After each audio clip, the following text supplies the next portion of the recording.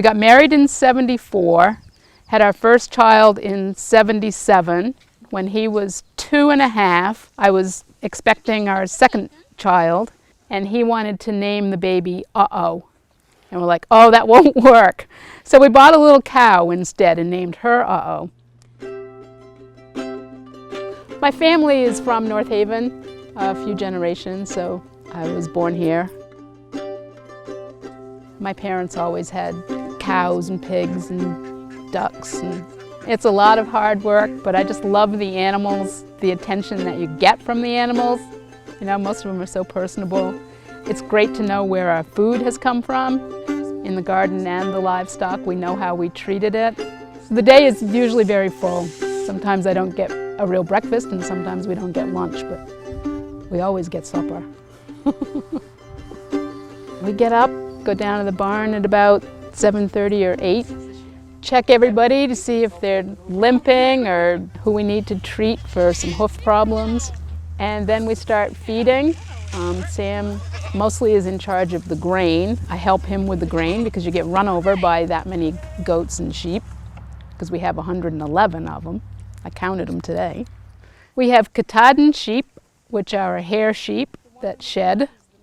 The goats are Boer goats, B-O-E-R, and they originate from South Africa. They are a meat goat, and the sheep are specialty meat sheep. And then we have Cocky Campbell ducks, and we have 15 laying hens. And our cat, Bella, and our dog, Flossie. Birthing season started this year in February, and that goes on like 24 hours a day for a couple months. Unlike a lot of farms, we tend every birth, so our mortality rate is less than 1%.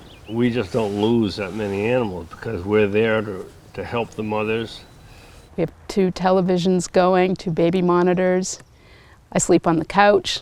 We love it when we go to the barn and there's a little baby up and walking around and things are great. That doesn't happen very often, but you know, like with little Maya that was born out in the field 10 days ago. There she was, all dried off and had walked a long way, but her mom hated her and never recognized her, so had she been in the barn with us, maybe things could have been different. We sell from our house. I have a little shop out there. Sometimes the restaurant buys animals. And then sometimes we take animals to the auction in the fall. I hate that day though.